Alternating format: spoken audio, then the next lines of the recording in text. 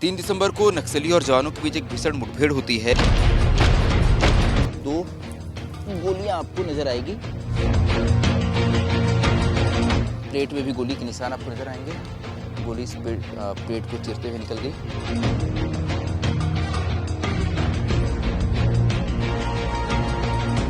3 दिसंबर को नक्सली और जवानों के बीच एक भीषण मुठभेड़ होती है। बीजापुर के हकवार गांव में ये मुठभेड़ हुई, जिसमें 18 माओवादी मारे गए, 3 जवान भी शहीद हुए।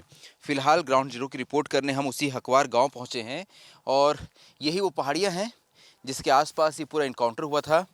मैं इस रिपोर्ट की शुरुआत इस बकरे को दिखाते हुए करता हूँ।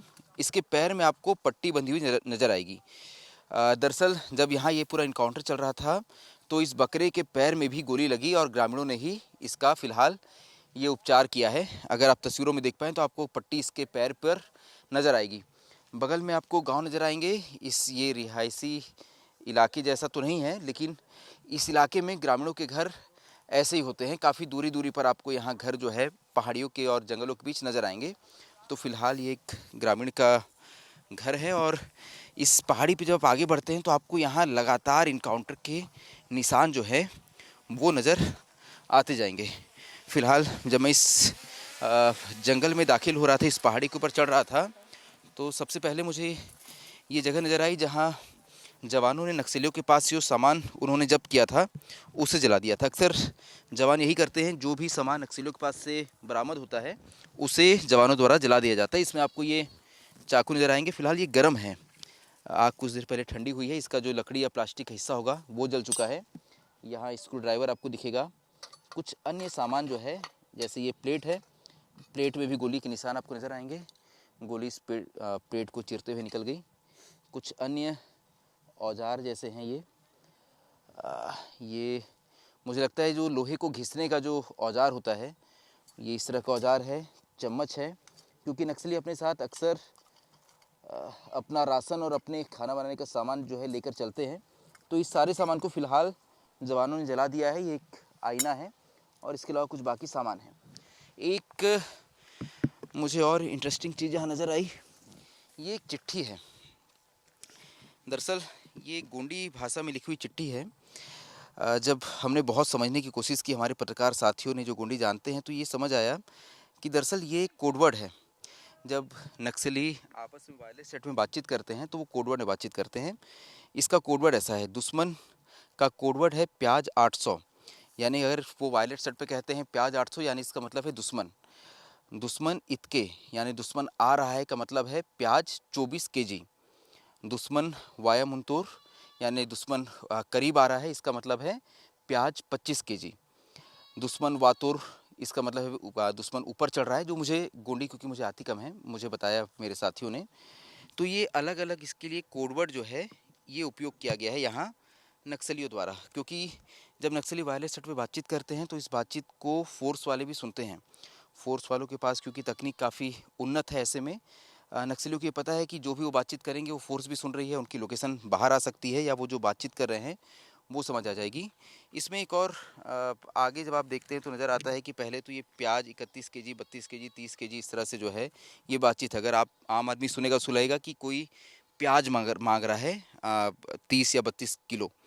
लेकिन जब नीचे आप जाते हैं, सुकली 100 पेपर रीमा, सुकली तोर तिया मुंतोर, नीचे रेकी टीम वेलिया मुंता, पेपर 11 रीमा। यानी कि अगर रेकी टीम आई है जवानों की तो आपको बोलना है पेपर 11 रीमा वायरलेस सेट पर। ये नक्सलियों का फ़िलहाल कोड है। पीछे आपको फ्रीक्वेंसी नज़र आएगी, ये आपस में बात करने के लिए वायरलेस सेट की फ्रीक्वेंसी यहाँ पर नक्सलियों ने लिख कर रखी हुई है। मैं अपने बाकी साथियों के लिए इस पेपर को यहीं रख देता हूँ ताकि वो भी इसे दिखा पाएँ। अभिनव भाई, इसको आप रख सकते हैं आगे। लेकिन आप जब बढ़ते हैं तो आपको नज़र आता है कि यहाँ पर भीषण मुठभेड़ हुई थी। कुछ 100 जो हैं वो यहीं पड़े हुए थे। उनके जब बहुत गोलियां जब चलती, क्योंकि मशीन गन चल रही थी, एलएमजी चल रही थी, एसएलआर चल रही थी, AK-47 चल रही थी। ये वीडियोस तो ब्लर हो जाएंगी क्योंकि ये शरीर के हिस्से हैं। जब शरीर में गोलियां लगती है तो उसके हिस्से बाहर आ जाते हैं। तो वो किसी का भेजा हो सकता है, यात्री हो सकती है, तो उस तरह के हिस्से हैं। क्योंकि 48 घंटे हो चुके हैं इस पूरे इनकाउंटर को।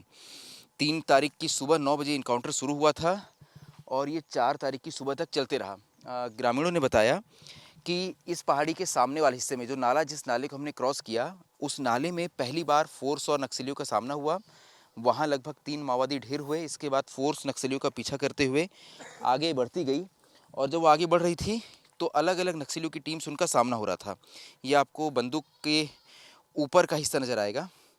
ये जब यहाँ लगातार फायरिंग चल रही थी तो ये हिस्सा टूट कर गिर गया। यहाँ खून के अन्य निशान आपको नज़र आएंगे। यहाँ किसी नक्सली का शव जो है वो पड़ा होगा। तो ये फ़िलहाल ये वही पहाड़ी है हकवार की, जहाँ ये पूरा इनकाउंटर हुआ है। हालांकि ये पूरा इनकाउंटर जो है सुबह 9 बजे पहली बार नक्सलियों का फोर्स से सामना हुआ। इसके बाद लगातार इनकाउंटर बढ़ते गया। मेरे साथी बता रहे थे कि आगे कुछ गोलियां भी हैं, तो वो भी देख लेते हैं। देखिए, ये चाकू को रखने का केस है। ये जब नक्सली अपने साथ चाकू लेके चलते हैं तो चाकू से चोट ना लगे, इसलिए इस तरह के केस का उपयोग करते हैं। ये चाकू रखने का केस है। ये उनके बंदूक का हिस्सा हो सकता है। और देखिए, यहाँ पे ये 2 गोलियाँ आपको नज़र आएगी। अब गोलियों के भी 2 हिस्से होते हैं। ये होता है खोखा, इसमें गन पाउडर भरा होता है। जब यहाँ इसे आप ट्रिगर करते हैं तो ये सामने का हिस्सा जो है, दरअसल बुलेट ये होती है, ये सामने निकलती है तेज़ी से, और ये जाके अगर किसी के शरीर में धंस जाए तो सोचिए, अगर इतना बड़ा हिस्सा आपके शरीर में घुस जाए तो आपको नुकसान तो होगा ही। ये कितनी ताकतवर होती है आपको यहाँ नज़र आएगा।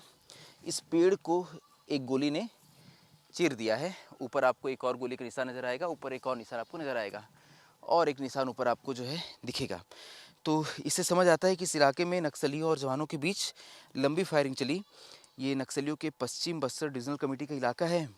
ऐसे में इस इलाके के नक्सली जो हैं वो लड़ने में निपुण हैं। साथ ही जिन नक्सलियों की टीम से इस बार जवानों का सामना हुआ, जिसमें वेला मुड़ियाम प्रमुख है, दरअसल ये नक्सलियों की मिलिट्री टीम है, और वेला मुड़ियाम जो है वो कंपनी नंबर 2 का कमांडर है।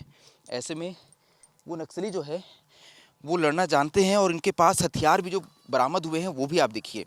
एक LMG मिलती है, light weighted machine gun, INSAS, 4 AK-47 और 4 SLR। नक्सल संगठन में जिसका कद जितना महत्वपूर्ण होगा, उसके पास उतनी ही बड़ी बंदूक होगी। ऐसे में ये सारे नक्सली थे, ये महत्वपूर्ण कैडर के थे। ये भी समझने वाली बात है कि जब लगातार सरकार और नक्सलियों के बीच बातचीत का दौर चल रहा था, ऐसे में नक्सली जो है वो तो अंडरग्राउंड संगठन भले ही है ही, लेकिन उन लोगों ने अपनी वर्दी भी उतार दी थी, अपने हथियार नीचे रख दिए थे, और ये नक्सली किसी सामान्य ग्रामीण की तरह जंगलों में घूम रहे थे। लेकिन नक्सलियों की अगर एक बड़ी टीम वापिस हथियार लेकर ऊपर उठती है और वो एक इलाके से दूसरे इलाके की ओर आगे बढ़ती है, तो ये समझ आता है कि नक्सली किसी प्लानिंग में थे, और फोर्स को इसकी भनक लग गई। फोर्स इस इलाके में पहुंचती है।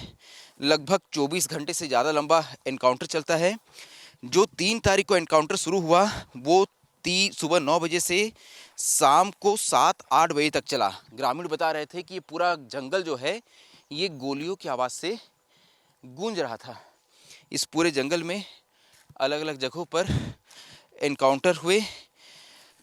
लगातार नक्सली मारे जाते रहे, लेकिन नक्सलियों की ताकत भी काफ़ी थी, नक्सलियों के पास बड़े हथियार थे। यही वजह है कि DRG के 3 जवान भी इस इनकाउंटर के दौरान शहीद हो गए। आमतौर पे DRG के जवान जो है, यानी कि डिस्ट्रिक्ट रिजर्व गार्ड के जवान जो हैं, इन्हें एंटी नक्सल मोर्चों पर काफ़ी इफेक्टिव फोर्स माना जाता है, और ऐसा माना जाता है कि उन्होंने बहुत बड़े बड़े इनकाउंटर्स को बिना किसी नुकसान के अंजाम दिया है। जो ग्रामीण हमें यहाँ लेकर आए थे, क्योंकि मैं वॉक थ्रू करने रुक गया तो वो आगे निकल गए हैं, और इस जंगल में अब मुझे समझ नहीं आ रहा है कि वो कहाँ आगे चले गए। तो फिलहाल मैं आगे बढ़ता हूँ। मैं कोशिश करता हूँ कि और भी निशान जो हैं इस एनकाउंटर के वो आपको दिखा पाऊँ। देखिए, इस स्पॉट तक पहुँचना मुश्किल था, उतना ही मुश्किल नहीं था जितना आमतौर पे हमने दूसरी कई ग्राउंड रिपोर्ट्स की है।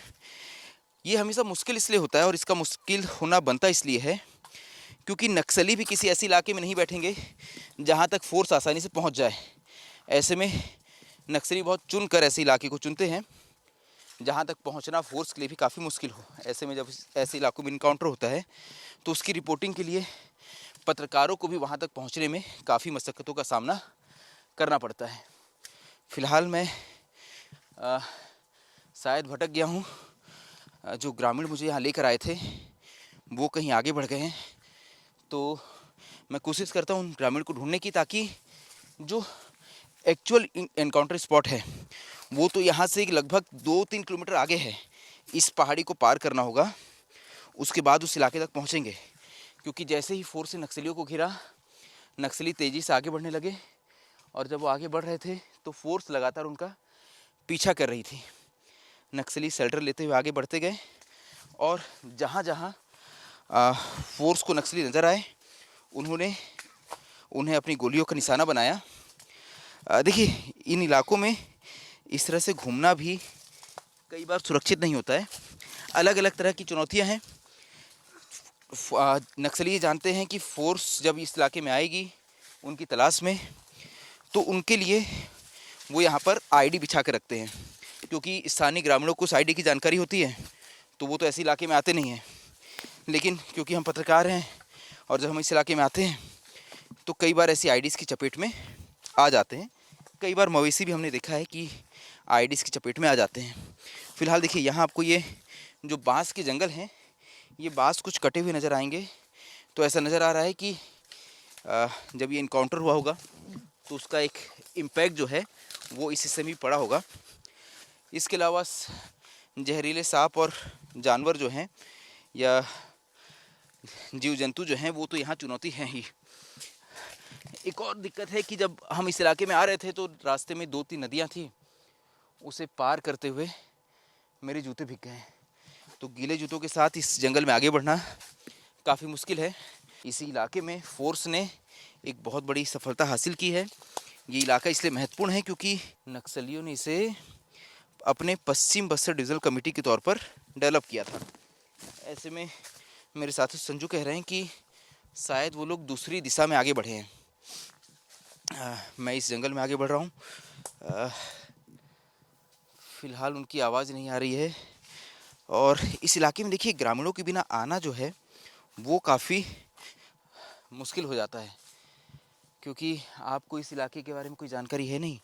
बहुत फैला हुआ हिस्सा है, लगभग 2 से 3 किलोमीटर के रेडियस में ये पूरा इनकाउंटर हुआ है, अलग अलग हिस्सों में, जंगल के इस हिस्से में।